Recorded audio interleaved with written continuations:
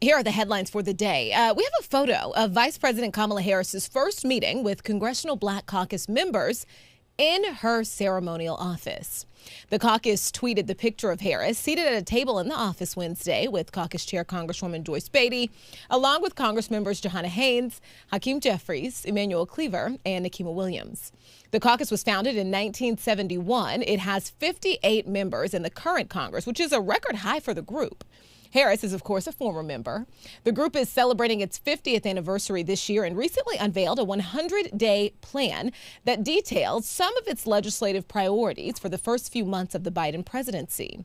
Those priorities include the creation of an internal domestic policy leadership team, as well as passing legislation like the George Floyd Justice and Policing Act and the John Lewis Voting Rights Advancement Act. Now, the John Lewis Voting Rights Advancement Act actually would help protect voters from racial discrimination, strengthen current voting suppression laws, and doing all of this by strengthening the already put in place protections of the Voting Rights Act. Here's the thing. I just want to give you an example of why this is so important right now. Just last week, Republican lawmakers in Georgia, state lawmakers in Georgia, just introduced two new bills. The one in the Senate would end no excuse absentee voting. So basically, mail-in voting was a big deal during the pandemic. It made it easier for a lot of people to vote. They are shutting that down. And to be able to mail in your ballot, you would have to pass a list of very strict criteria. Also, there's a bill that Republicans have already passed out of committee in the state House.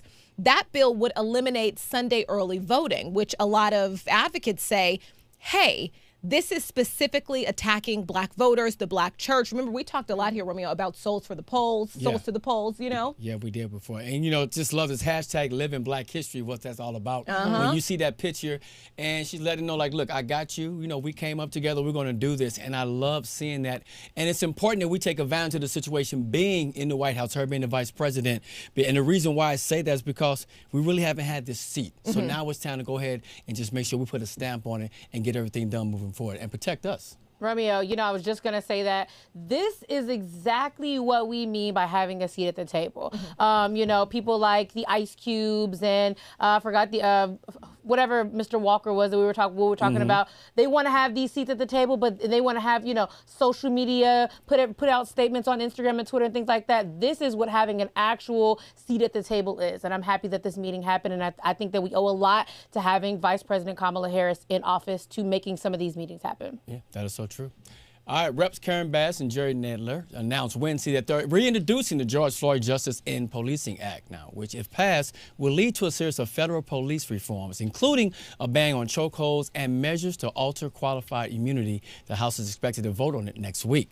The lower chamber did pass the bill last June, but it was dead on arrival in the Senate, which was still controlled by the GOP at that time. It remains unclear if it will pass now that the Democrats have narrow majority since then, but Bass said there's renewed hope it will become law. This, to me, is a no-brainer. It has to become law. If you think about the chokehold, I don't think it should be an option for the police department, being that it's mostly used on black men from what we see all the time, which is so unfortunate. So I'm glad that, you know, I'm glad this is coming to life. And at the end of the day, I think, look, they're going to vote it.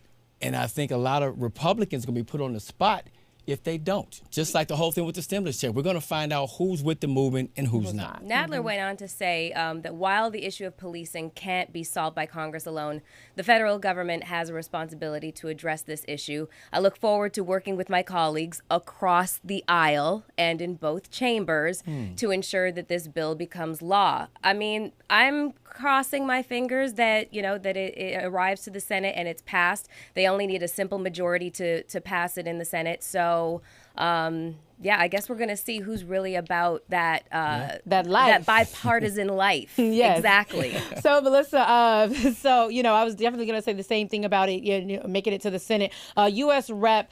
Sheila Jackson Lee, actually, of Houston, she announced this over the weekend. They did a a slab ride, I believe it's called, in Houston. And so pretty much she told everybody there, she says, our committee will put this on the floor of the House next week, Monday, Tuesday, and Wednesday. She says, we're going to make sure that this goes through, and we're here to tell you that this bill will be passed. So she seems to think that there is undoubtedly no reason why it will not make it to the Senate. So we'll see. So it's interesting that now we're debating whether this should pass, as nationally, right? Yeah. Whether this will pass, because a lot of police reform activists, a lot of police abolitionists say that this doesn't go far enough at all. The thing is the ban on chokeholds, right? Let's talk about that, because activists have long said a ban on chokeholds won't work. There are already multiple cities across our nation that have bans on chokeholds. One of the most glaring police departments that had a ban on a chokehold, the New York Police Department. The NYPD had a ban on chokeholds, but we all saw what happened with Eric Garner. Yeah, a very clear, blatant chokehold.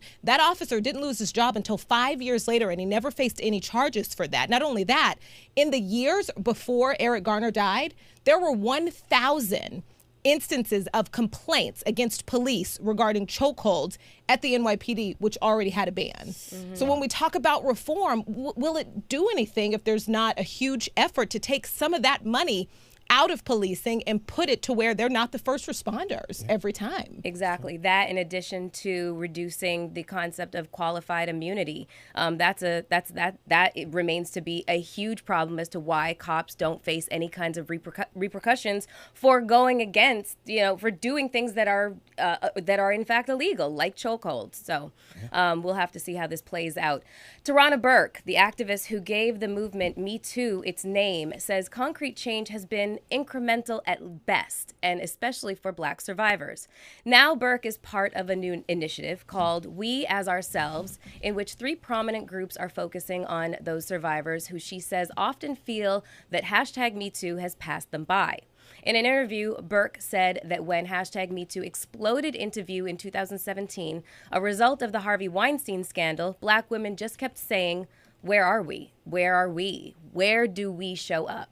The initiative, announced on Wednesday, is a collaboration between METOO International, the group founded by Burke, the National Women's Law Center, and the Time's Up Foundation.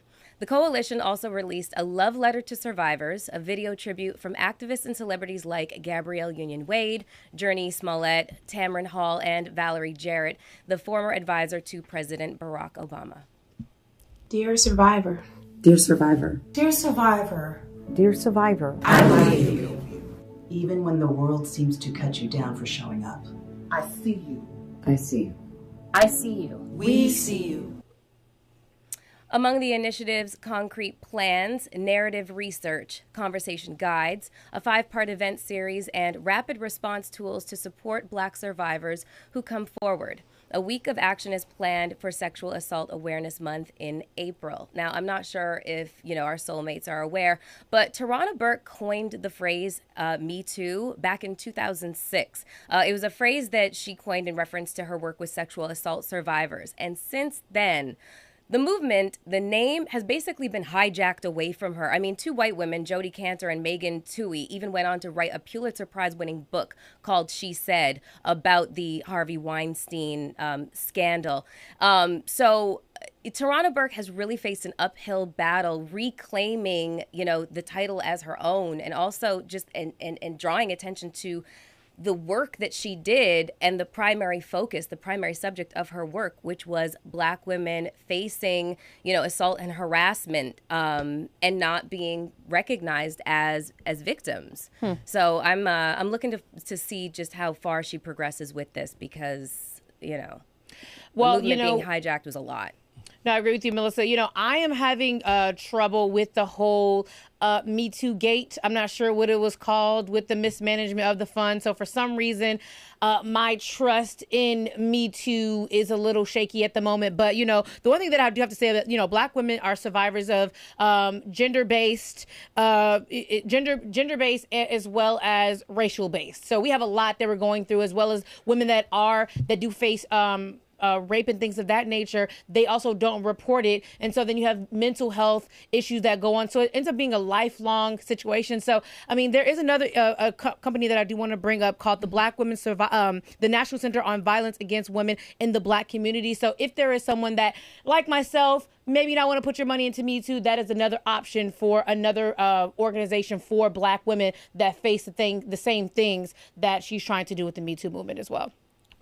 Okay, moving right along. The Black Lives Matter Global Network Foundation has launched a $3 million relief fund aiming to support Black families and communities hit hard by the coronavirus pandemic. The Associated Press reported Thursday that the Survival Fund was launched quietly earlier this month by the foundation, which was formed in 2013. The organization told the AP that it plans to give up to 3,000 micro grants in increments of $1,000 each to people most impacted by the pandemic. Individuals may apply to receive a micro grant on the foundation's website, which states that the fund is open to anyone who identifies as Black, with a special consideration for people who are transgender, single caregivers, or formerly incarcerated. The group said that if approved, the grant is deposited directly into a recipient's bank account or sent to the recipient on prepaid debit cards. The AP reported that at least 300 people have already been approved for grants as of Thursday.